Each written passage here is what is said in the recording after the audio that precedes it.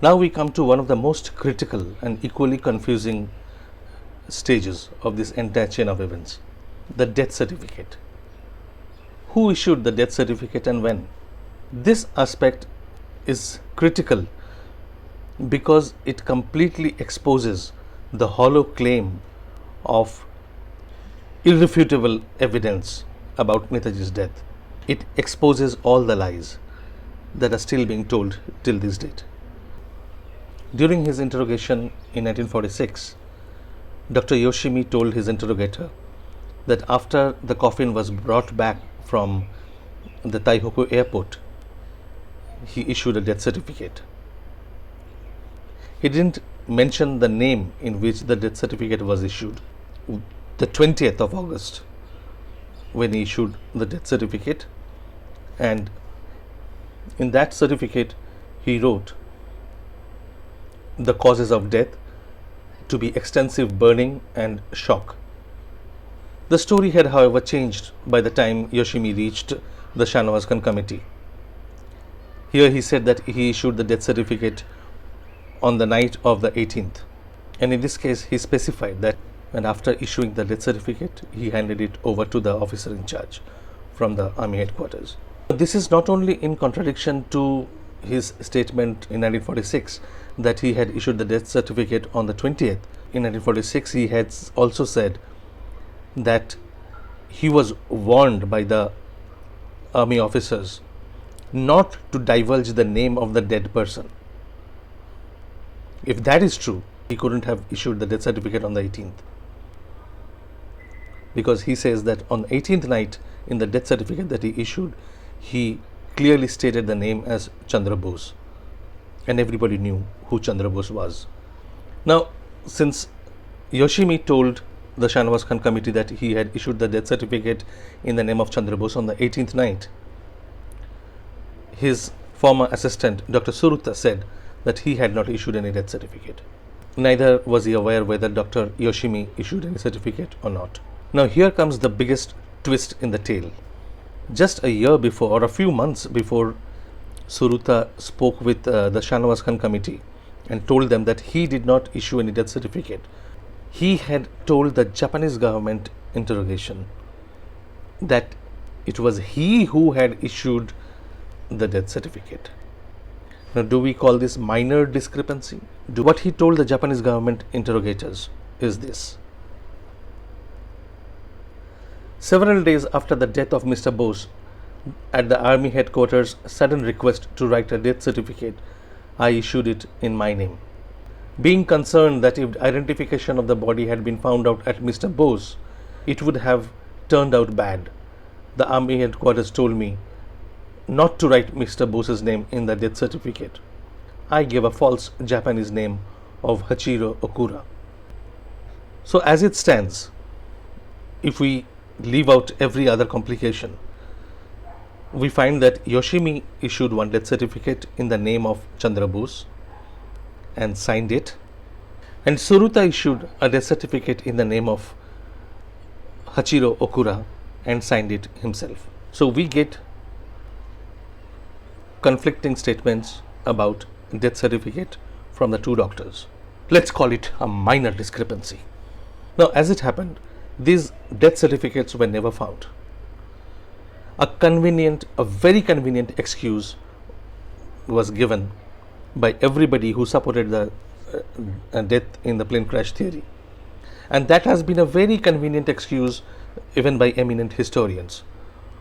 Oh, but it was the time of World War, Japan had surrendered, everything was in a turmoil, nobody knew what was going on, and so they might have been lost or destroyed. It's very convenient because whenever something is not found, this excuse is dug out and put as the defense. Now, the trouble for the peddlers of irrefutable evidence came from a completely different angle and probably not anticipated by anyone. These were the crematorium records. There were several discrepancies on the accounts surrounding the cremation also. The date of cremation, when it happened. Habibur Rahman contradicted himself as usual. Other witnesses contradicted Habibur Rahman as usual. and they contradicted each other. So it's a kind of a mess. But let's leave that for the moment. Let's focus on the death certificate and the cremation permit. According to the local laws of the time, for cremation, a permit had to be acquired. And to be issued a cremation permit, it was essential to produce the death certificate. This cremation permit was brought out for the first time by our investigative journalist, the propagator of irrefutable evidence, Harin Shah. Harin Shah brought back the doctor's report as well as the cremation permit, and he published it in his book. Now, both these documents were issued in the name of Okara Ichiro, who was described as a soldier in the Formosan army who died on the 19th of August at 4 p.m. of heart attack.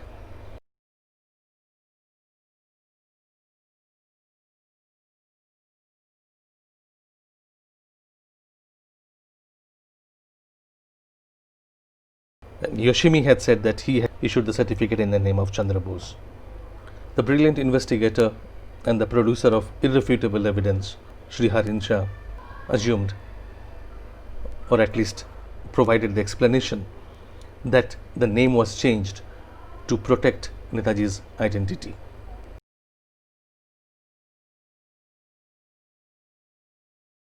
So ridiculous was this story that even G.D. Khosla had to reject it, but not our other geniuses. Even now, these geniuses from the Bose family and the Congress party keep on harping about Netaji and Ichiro Kura being the same. And I must quote G.D. Khosla on this point. He wrote in his report, "It follows that the two documents have no evidentiary value at all, and neither of them proves or disproves anything. They relate to a totally different person and not Bose at all." Khosla made an additional discovery which completely takes the sheen off Harin Shah's whatever investigation or call, whatever it is. When Khosla went to Taiwan, he showed the picture. I just mentioned that Harin Shah had in his book on page 99 given the photograph of the person who claimed to have cremated Netaji. Khosla showed that photograph to the son of the original caretaker of the crematorium. And guess what? The son said, "This is not my father's photograph." So much for Mr. Harin Shah's irrefutable evidence. But Khosla was a clever man. He understood the implication of this piece of evidence. So instead of taking it forward, dealing with it further, he completely put a cover on this. He put a lid. He refused to take it as an evidence at all. And his reasoning was that this neither proves nor disproves anything. And he put a full stop there. And it remained so, again, as an irrefutable evidence for the plane crash supporters, until Justice Manoj Kumar Mukherjee actually exposed the whole chain of fraud. Firstly, he exposed the fraud about the death certificate. And this was done with the help of Dr. Purabi Roy. One Japanese gentleman by the name of Toshikazu Shimoda wrote to Dr. Roy that he had received a copy of Netaji's death certificate signed by Dr. Yoshimi. This was produced in front of Justice Mukherjee Commission. And as luck would have it, Dr. Yoshimi deposed in front of the commission. Now, this death certificate was issued in the name of Chandra Bose, but it was issued in 1988. When Dr. Yoshimi was shown this certificate, he admitted that it was a copy, but had no recollection of when and how he issued it. So clearly a fraud was being perpetrated, which was exposed by the Mukherjee Commission.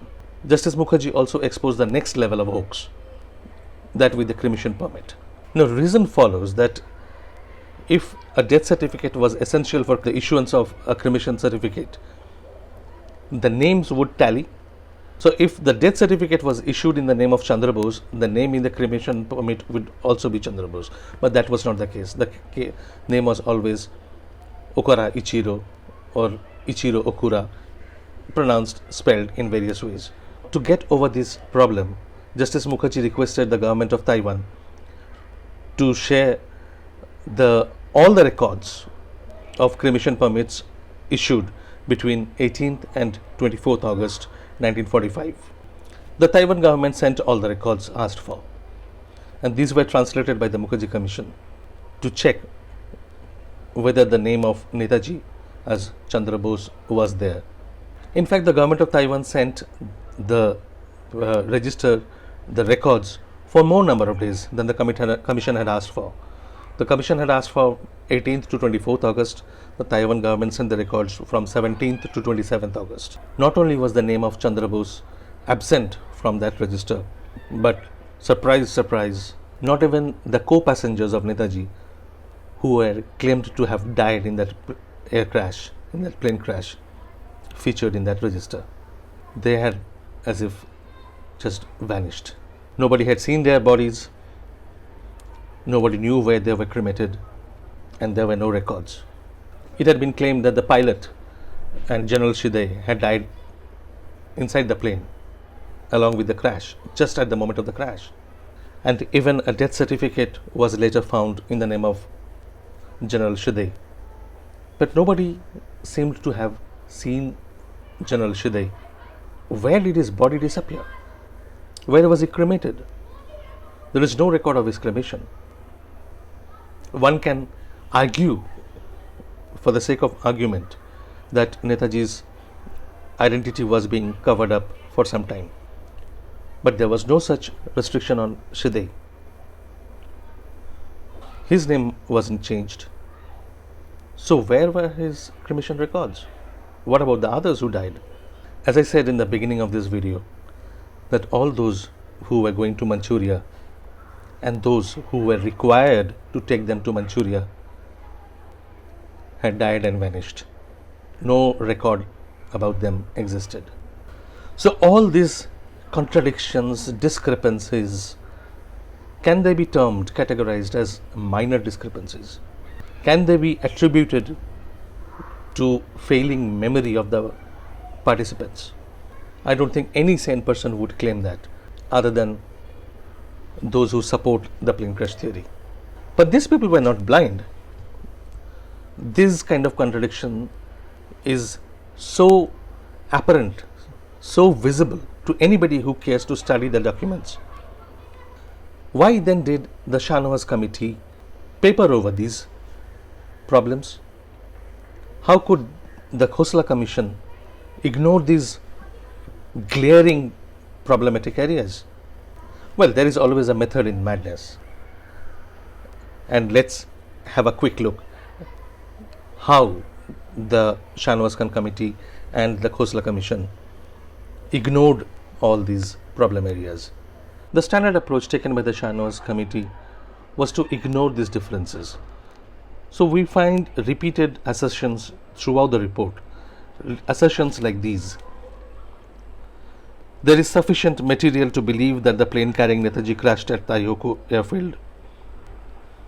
There is no reason to disbelieve the large number of witnesses, both Japanese and non-Japanese. Notwithstanding discrepancies and variations, which are only too likely after the lapse of so many years, the statements of witnesses must be taken as worthy of credit. The whole discussion till now would make it clear that these arguments, these grounds are absolutely spurious and are just an attempt to forcibly prove that the plane crash happened and Netaji died in it. G.D. Khosla also made similar assumptions.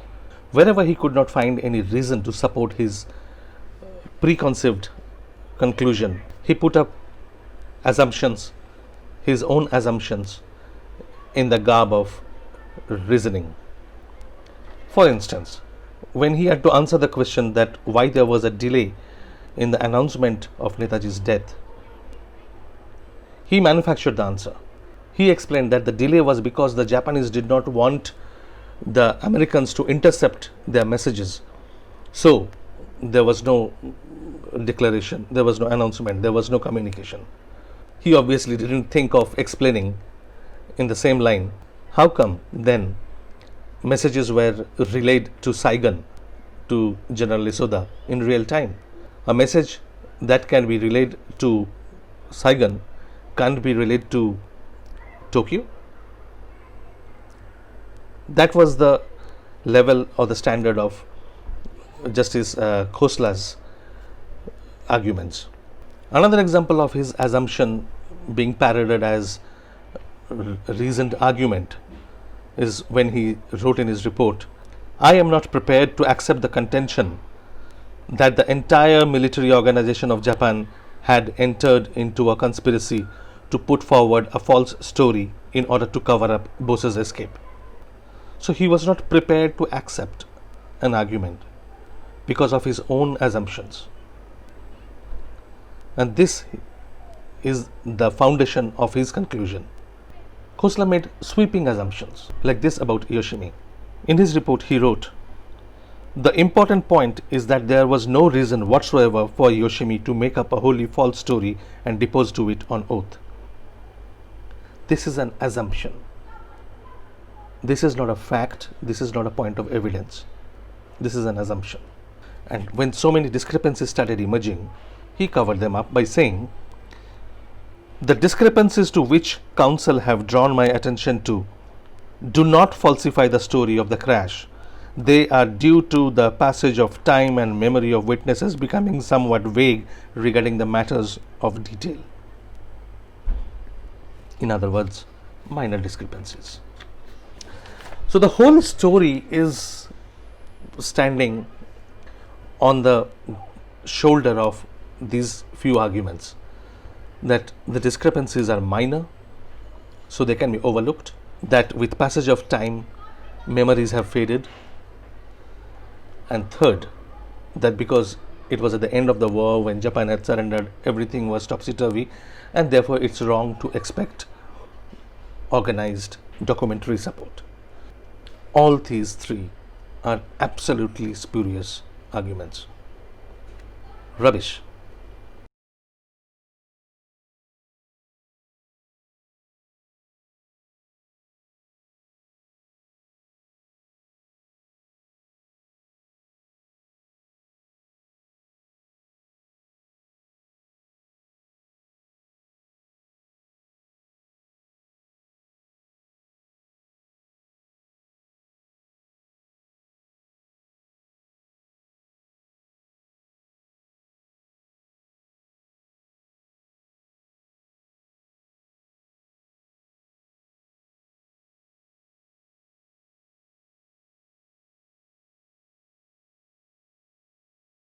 The newly resurgent group who insist that Bose died in the plane crash, they have found a new way of presenting the evidence. They don't present any evidence, they just point to the fact that so many allied inquiries and so many government inquiries and so many journalistic inquiries established beyond doubt that Bose died in the plane crash. What they forget, or what they conveniently ignore, is that the allied reports at the beginning were fragmented investigations. They were talking to the same group of people in different time zones, in different periods of time, at different locations, and they were looking at these statements, and if it sounded believable, they were accepted and an opinion expressed. In fact, it's funny that these people would dig up those old useless inquiries as a proof of Netaji's death, because all these were rubbished by Khosla himself. Khosla, in his file noting in INA file 273, where he was presented with the extracts of these inquiries, he wrote that these are mere opinions, these are not evidence. And the same thing is being erected by the supporters of the plane crash theory now. Let me give a small example.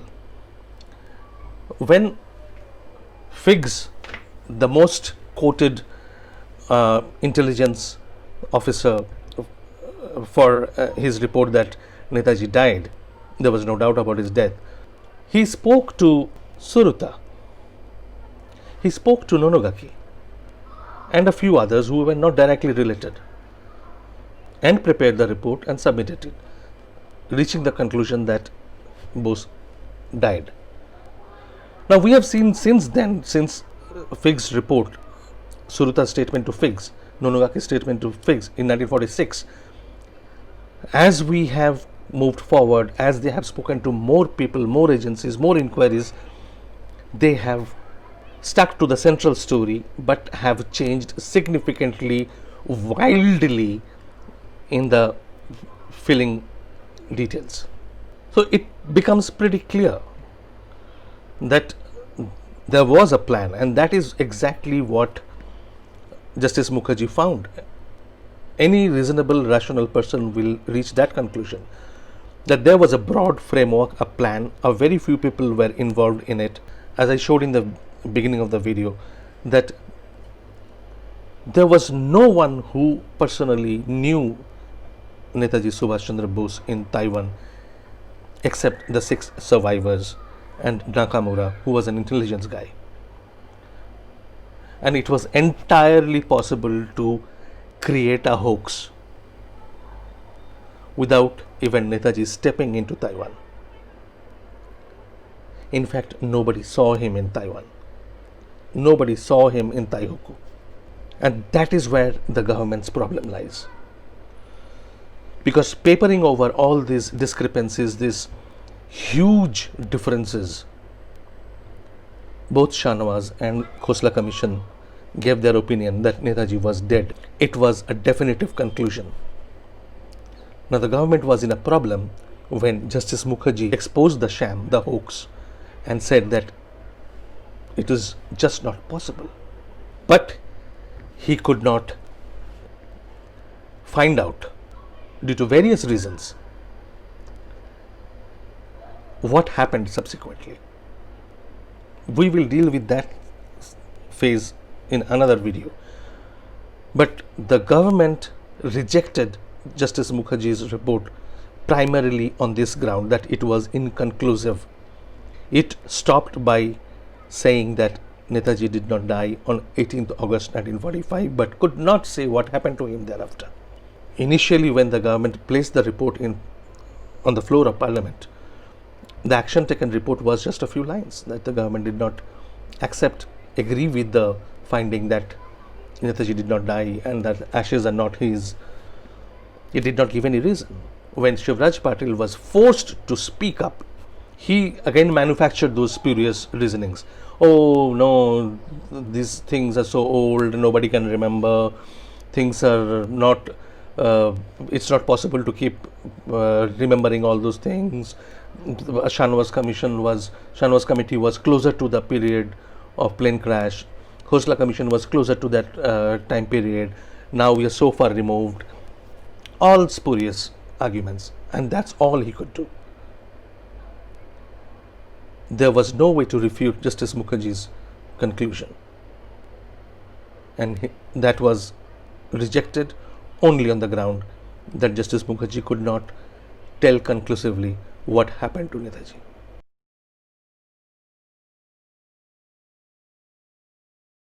We will continue with the investigation in the subsequent episodes.